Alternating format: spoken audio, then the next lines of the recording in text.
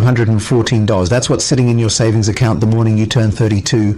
Not after bills, not after rent, after everything. 214, and a head full of excuses you've been carrying since your mid-20s, like luggage you forgot to unpack.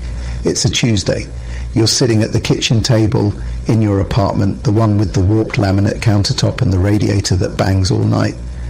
And you've got your laptop open because you couldn't sleep, not because of the radiator, because of the number.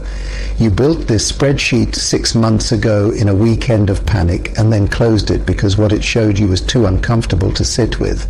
But tonight, you open it again. Your income, $680,400 a year. That sounds fine until you map it out. $5,700 a month before taxes becomes $3940. After your rent is $1,550, car payment $387, insurance $210, student loan minimum $280, groceries $340, subscriptions, you forgot you had $94. That leaves $1,079. But your credit card statement says you've been spending $1,340 in the column labeled everything else. You've been going backward by $261 every single month for at least 2 years. You close the laptop, you sit in the dark, and something shifts. Not dramatically, not like a movie, just quietly, the way a door cracks open in a house that's been shut up too long. Here's what nobody says when you start this in your 30s. You are not behind, you are not doomed, but you are not getting a clean run at this either. Your 20s are gone. The compounding years that every finance book uses in its examples where you invest $5,000 at 22 and retire wealthy, those years are behind you. And the math on that is real and worth grieving for exactly one night. One night. Because here's what else is true. You are not 22. You are not investing with a part-time income and zero concept of how money actually behaves. You have a job. You have professional skill. You are capable of earning more than you did 5 years ago. And you are old enough now to stop lying to yourself about what the numbers say. At 32, if you invest $600 a month and average a 9% annual return in a diversified index fund, you will have $1.1 million by 62. That's arithmetic, not optimism, not a sales pitch, just math running quietly in the background of every decision you make from this point forward. But $600 a month requires something most people skip entirely.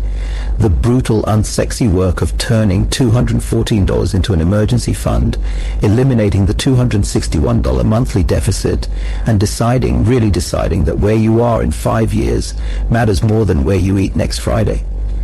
The first milestone isn't $1,000. It's not $5,000. It's the first real $1,000 in a savings account you do not touch. This is harder than it sounds because $1,000 in your 30s is also a car repair. It's a medical bill, it's a flight home for something nobody planned. Life at 32 has more surface area than it did at 22. More things can go wrong, more people might depend on you. So, building that first 1,000 feels like pouring water into a cracked glass. It keeps leaking back out before you can feel it. You sell the jacket you bought to feel successful at 28. It goes for $85 on an app. You cancel 3 subscriptions, $94 back. You eat lunch from home for 6 weeks, maybe $180 saved. You pick up 2 extra Saturday shifts doing something you're slightly overqualified for, and you don't tell anyone because you feel a specific kind of quiet embarrassment about it. That's $320. One morning you check your account, 10:43. You sit with that for a second. No celebration, no announcement. Who would you even tell? Who would understand why this particular number matters? But you feel it's something small and solid in your chest that wasn't there before. Proof that you can change the direction of something. You close the app. You make coffee. You go to work. At 33, you've automated $400 a month into a Roth IRA and another $200 into a high-yield savings account.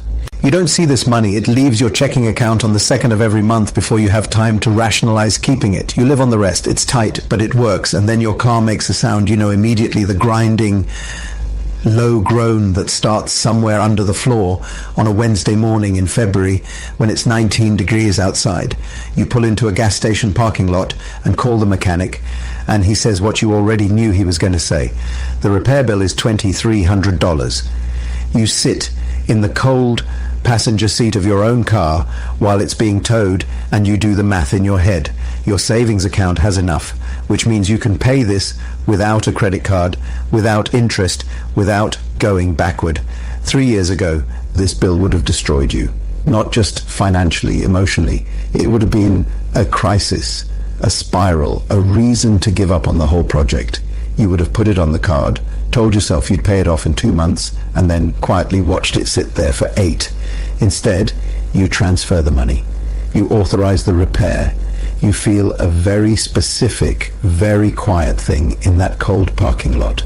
Not happiness, something steadier than happiness.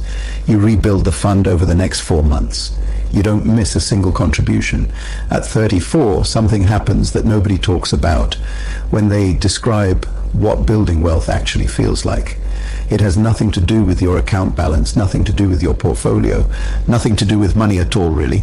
We'll come back to it. First, the market drops 18% over 4 months.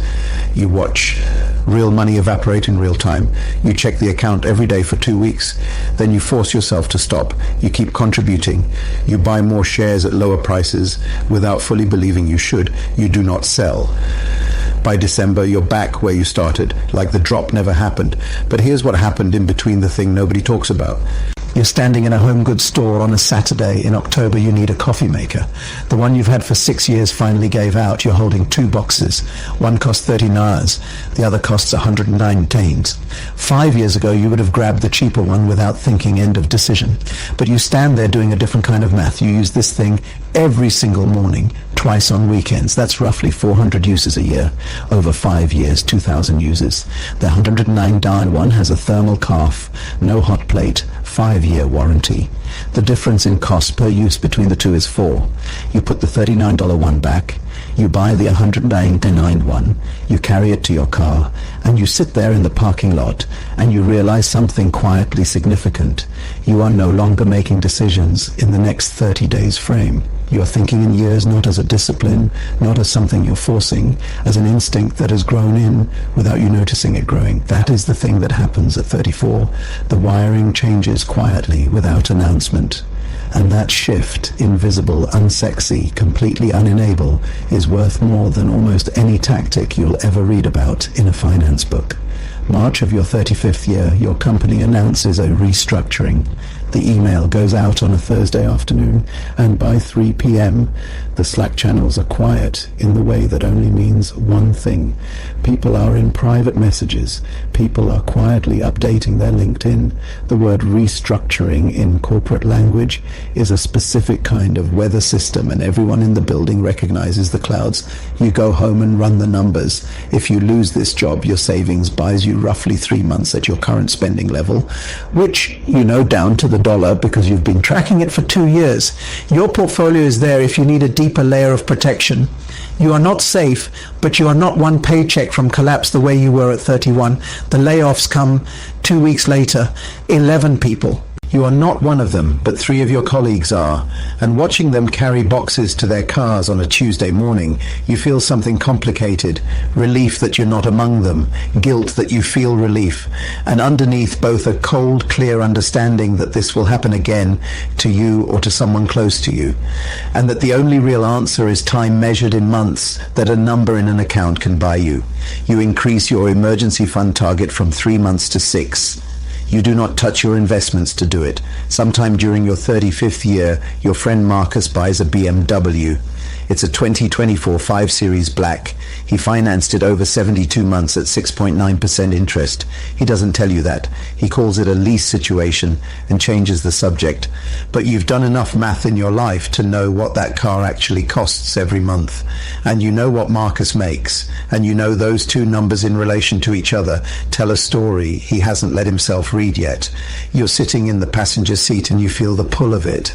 The leather, the silence of the ride, the way the door closes with the sound of something engineered to feel expensive. And somewhere inside you, quietly, a voice says, "You've been so disciplined. You've given up so much. Doesn't that entitle you to something?" You notice that voice.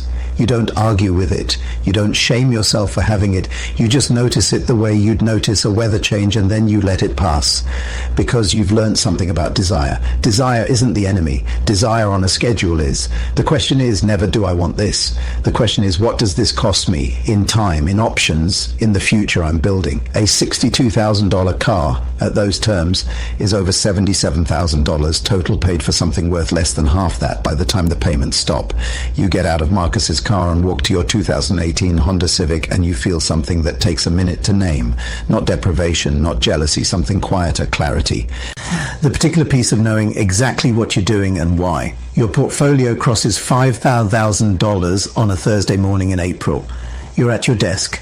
You check the app between meetings the way you've been doing for years now, not obsessively, but habitually, the way you'd glance at a plant you've been watering to see if it's grown, and the number reads just over $51,000. You go back to the meeting, you take notes, you eat a sandwich at your desk, but the number sits with you all day, like a low, warm hum. This is the first number that feels structural, not a milestone you're proud of, a foundation that has been poured and has cured and will now hold weight. Everything you build from here sits on top of this. And this right here is why you started at 32 instead of waiting for 42. Because foundations take time to cure, and you gave it the time. At 38, something happens that redefines what you understand wealth to actually mean. Your mother calls on a Sunday evening in October. She sounds careful the way she sounds when she's been rehearsing what she's about to say. The roof on her house has been leaking for months. She ignored it as long as she could.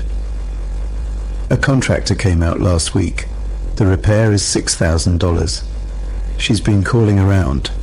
She doesn't know what to do. She's sorry to ask. You tell her not to be sorry. You tell her you'll take care of it. You hang up and you sit with the phone in your hand for a while and you think about what just happened. Not the $6,000. That part is straightforward. You transfer it the following afternoon, without touching your investments, without going into debt, without losing sleep. What you sit with is the feeling of what you just said. I'll take care of it, said without hesitation. Said without the background calculation of what you'll have to give up, what card you'll put it on, how many months it'll take to pay back. 5 years ago, helping her would have meant debt. It would have meant a quiet shame spiral about being a grown adult who couldn't absorb a family emergency without going backward. It would have meant saying yes out loud while feeling the cost of it somewhere deep in your chest for months. This time, you just helped that not the $5,000 portfolio, not the automated contributions, not the spreadsheet that finally made sense. That is the first moment you understand what building wealth is actually for. It's not a number. It's the ability to show up for the people you love without it costing you your stability. It's capacity. It's the option to say yes when it matters. You sleep fine that night. At 39, your portfolio generates more than $9,000 in a single year from growth alone, not from your contributions, from capital doing what capital does when you leave it alone long enough. You are now making money in your sleep on weekends, on the days you're sick, on the days you forget to check the account entirely. The machine runs whether you're watching it or not. You built a contribution by contribution year by year through a transmission failure and a layoff scare and a market drop and a Sunday phone call that once would have wrecked you, and now it runs. By 39, you have no credit card debt. Your student loans are gone, paid off in a single transfer that felt both triumphant and oddly quiet the way most real victories do.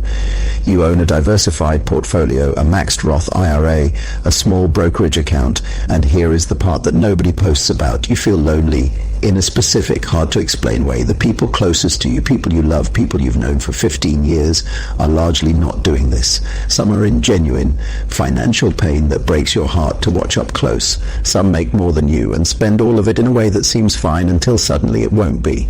Some have quietly made peace with a retirement built entirely on hope and Social Security math that doesn't quite add up.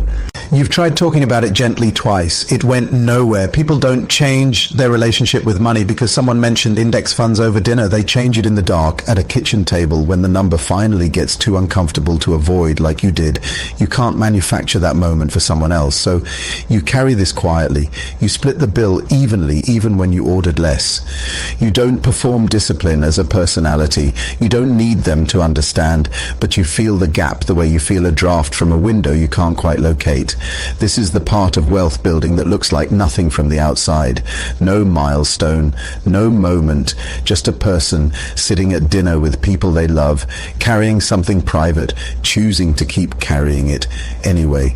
You wake up on your 40th birthday, and before you do anything else, before coffee, before your phone, you lie there in the dark and you think about the kitchen table, the warped countertop, the radiator, the 214, the spreadsheet you almost closed again. Then you check the number, just over $2,000, not a millionaire, not financially free in the way the internet defines it, but 40 years old with $2,000 in real working liquid wealth, built from nothing, built from a deficit, built from one honest night when you finally refused to look away. The median American at 40 has a net worth of around $35,000. You have nearly 6 times that. Not because you inherited anything, not because you got lucky, though luck played a quiet, supporting role, and you know it. Because you started, because you automated the behavior before the motivation arrived, because you paid cash for a transmission in a cold parking lot and rebuilt the fund before summer, because you transferred $6,000 to your mother without hesitation and slept fine that night, because you stayed in the market when your nervous system was screaming at you not to. And somewhere along the way you realized something unexpected. 8 years ago you thought wealth would feel like a number. It didn't. It felt like paying for a transmission without panic. It felt like surviving a layoff announcement without fear. It felt like telling your mother, "I'll take care of it," and meaning it. Most of all, it felt like waking up one morning and realizing the future was no longer something happening to you. It was something you had started,